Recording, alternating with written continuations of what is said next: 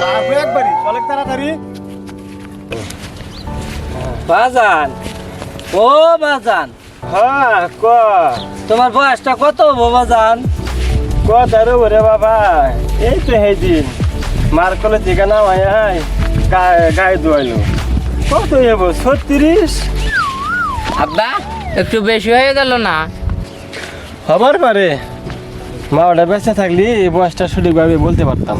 বাজান, তাহলে কি তোমার জন্ম স্বাধীনের পরে দেশ স্বাধীনই তো 40 বছর পার হয়ে গেছে গা?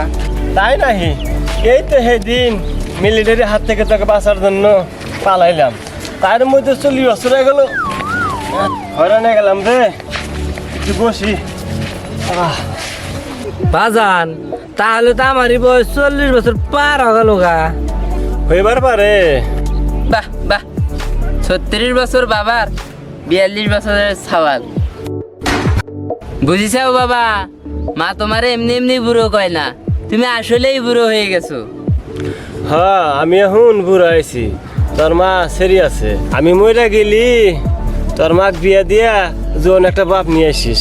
আমি যদি বুড়ো হয়ে থাকি তাহলে বেশ আমার কাম করা লাগে, তাহলে তো আমার বসে বসে খার কথা।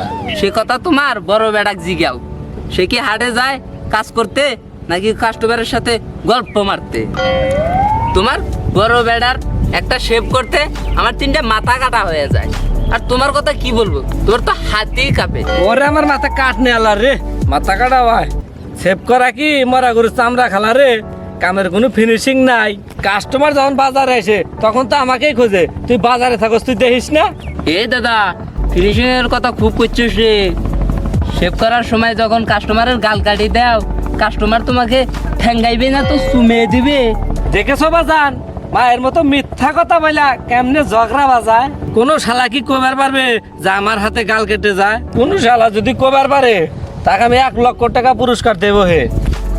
এই থাম, তুই যে 1 লাখ টাকা দিতে চাইছু, তোর বাপ সুদে বেশলি তো একটা বাগনের দাম হইব না। মারবো একবারই, চলে তাড়াতাড়ি। 1 লাখ টাকা দিয়ে চোখে দেখেছিস রে দাদা? আরে তুই দেখেছিস? হ্যালো ভিউয়ার্স, আমরা অনেক কষ্ট করে ভিডিও বানাইলাম। আপনার যদি অনেক ভালো লেগে থাকে তাহলে আমাদের লাইক, কমেন্ট, শেয়ার করবেন এবং সাবস্ক্রাইব করবেন। আমাদের চ্যানেলটির নাম হচ্ছে মিউজিক 420।